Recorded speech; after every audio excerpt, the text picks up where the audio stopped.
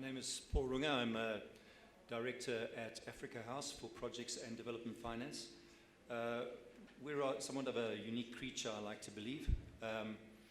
We are specialists on identification of projects at greenfields and brownfields phase. Been going 23 years. We look after sub-Saharan Africa. We don't do the far north, like Aldwych. We provide a database of projects at greenfields, brownfields phase. So we're more in the intelligence game rather than the information game. Because when you're looking for greenfields, brownfields projects, you can't get that by Googling and so on. You have to attend events like this and you have to go into the markets. We are very, as I say, very unacademic. We are servicing 170 clients. We cover all sectors. That's quite ambitious and covering all of sub-Saharan Africa. But we do focus, we have sector-focused briefings where we go onto the sectors. We'll have workshops specifically on power, specifically on ICT, specifically on agriculture or whatever the case may be. In this particular case, funny enough, our strongest subgroup, which has been going 14 years, is our hotels, commercial property, industrial parks, that sector. That is particularly active. The way we obtain the projects is obviously I travel a lot. I speak French and good French and lousy Portuguese, but I get by, and a couple of other languages. And basically, we go into the markets, we attend a lot of conferences and things, but we also take very focused missions. For example, I'm planning one to Lapset now.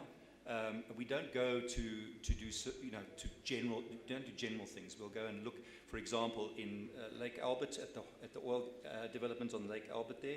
So we go to Hoima, we visit the project sites. We went to Takoradi Port in Ghana. I'll be going to San Pedro. We went to Guinea-Conakry. Looking very much at also Ethiopia. I've just done a major visit to Ethiopia. So, and we take clients in. We know the clients personally. We speak to them all the time. So we see, I represent more the operator side than the financial guys. Not to say that we don't have financial guys, and what I'd like to say is you cannot do a project alert service without juxtaposing it with finance. A project without money is a piece of paper. So we have to, I have a development finance background. I used to represent South Africa in the 80s at the Paris Club, debt reschedulings. So when I was at the embassy there. So I do have a development finance background, but it doesn't make me a banker. So I sit a little bit, that's why I don't have a tie, as I said early on. So I am more coming from the practical, on-the-ground point of view rather than macro. Thank you. The first question is for Paul.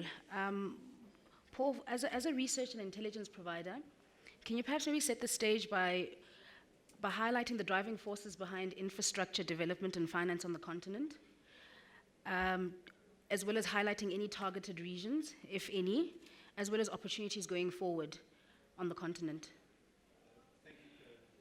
Thank you, Chair. I'd like to, as the title is about African cities, I'd like to start with that. And from the outset, just say that we maintain a project database. We have stringers in the markets assisting us. So we interact directly in the market. You can't sit in Johannesburg and know what's going on in Kigali right now. So you have somebody in Kigali. So we monitor it a lot from that point of view. And in doing so, I'd say there are two areas of particular activity, because we're sitting in a depressed climate right now with the commodity prices downturn. And a lot of people are sitting on their hands. But in the commercial property, industrial park, retail kind of sector, there's a lot of action. There really is, and it belies what this depressed climate, I must admit. The other area is data, where we see a lot in the ICT side, but I won't dwell on that. It's more, now relating to that, the urbanization in Africa is proceeding at a huge pace. Dar es Salaam, if you look at the history of Dar es Salaam, see what it was originally catered for, or Luanda. These cities are busting at the seams. African governments have realized that. So they are developing things like Kigamboni in Tanzania, Tatu City, Konza City. Those are related to ICT developments, industrial parks and so on. In Addis Ababa, there are something like 15 industrial parks in Ethiopia going up. There's one in Bole outside Ethiopia. So these are mixed-use developments often. And now this is the big thing for the financiers to understand, I think, and to understand from a practical point of view. The donors, not the DFIs, the donors, the government lenders and the governments, have to bring these projects up to bankability. There needs to be the basic infrastructure before the project becomes interesting to private investors. because they're mixed use. Like, I'll give you a very good example is airports. I've got airport projects coming out of my ears at 3 levels: international, local, and of course rehabs of airports as well, not just new airports, but also rehabs, and also regional and smaller airports that are being given international status, like Nacala. An airport, like a hotel in Africa now, is no longer a standalone entity. It'll have, of course, it'll have a casino if it's a 5-star, but it'll also have a little retail sector, like Pemba Beach. Even in small Pemba, you'll find that there are apartments there. There are sports facilities. It's very, very mixed use. And that means that various players can have an opportunity in this area. In South Africa, we're particularly lucky, if I put on a selfish South African hat, in that we have 2 of the big players right under our noses. That's Atterbury and African Century. I'm not saying they're the only ones, but they are right here. So those developers, those project developers, are really at the forefront of things, and then they have to collect the finance. For example, in Palma, what we're doing a lot is we're looking at potential growth areas, like, for example, Palma, where the LNG plant will be from Anadarko. That place is going to have an influx of expats and locals as the LNG plant develops, and the people need to stay somewhere, and they need to be entertained and all that sort of thing. So if I may quote, well, I don't want to mention the name, but the one property developer that was there, he made a very interesting statement the other day. He's in Palma, and he said, "I knew I would have to wait, but I didn't know but I didn't think I would have to wait this long because of the commodities downturn. So the people are stretched at the moment." But airports, for example, are multi-use entities.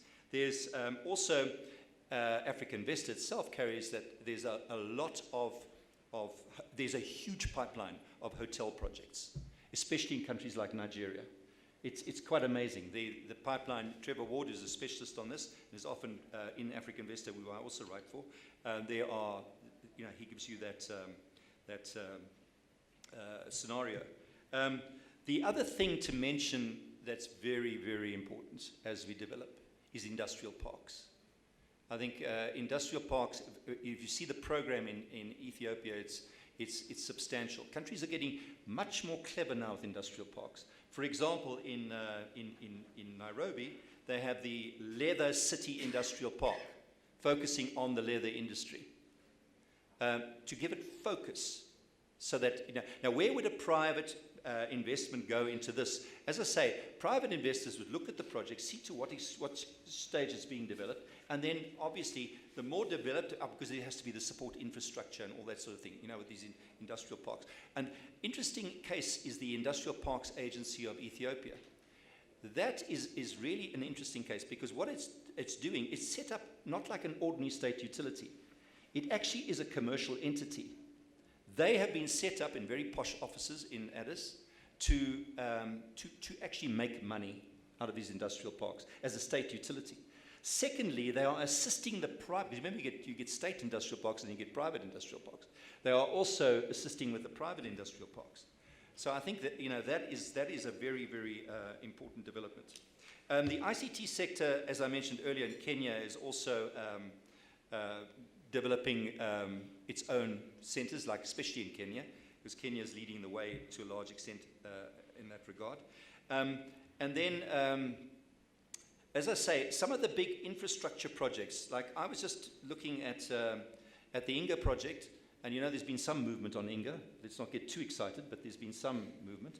I was looking and listening to the Congolese talking on this project, and I thought, you know what? We've got a project right under our noses right now. If you're going to develop Inga, and Inga 3 and Grand Inga, and Inga 1 and 2 already going, there is a need for warehousing, hotels, access roads, all kinds of things at the site in Inga. So why don't we present that as a project? Because if you're going to make money from the project, you know that there's going, you see, wherever we are in a country, in a continent of stranded resources. So you suddenly have a remote area. Look at Tet, what happened in Tet. Tet was a tiny little backwater. Now it has grown right out of proportion. Now, how many people have been, I know it hasn't gone well. I know that, because the coal price, and I know the hotel there has not done well. It has not worked out. But, could have been another way, eh? Could have been another way. What's going to happen in Palma on the back of the gas? Everybody's talking gas to power. So, the whole city-urban development is also developing in the rural areas as well. These cities are bulging, and they are really. That's why Kigamboni was planned by the Tanzanians, because you have to, and usually that involves, like in Kitwe, a special bridge that will open up a certain area of Kitwe, the new Kitwe town. They have to do a new airport because the airports in Ndola is ridiculously inadequate. So I don't know, Chair, I know we've got a very short time, so I don't want to go on much further. I just wanted to throw out some of the things that are really happening, and maybe the clever finance guys can add to that. Thank you. Thank you for that, Paul. It's very clear that Africa can no longer afford to have isolated infrastructure. We have to look at a more integrated approach to infrastructure development, and that it's clear that private sector development cannot happen until governments and states have adequately laid the basic infrastructure. Thank you for that, Paul. Doing business in Africa. You can't afford to be without Africa Investor.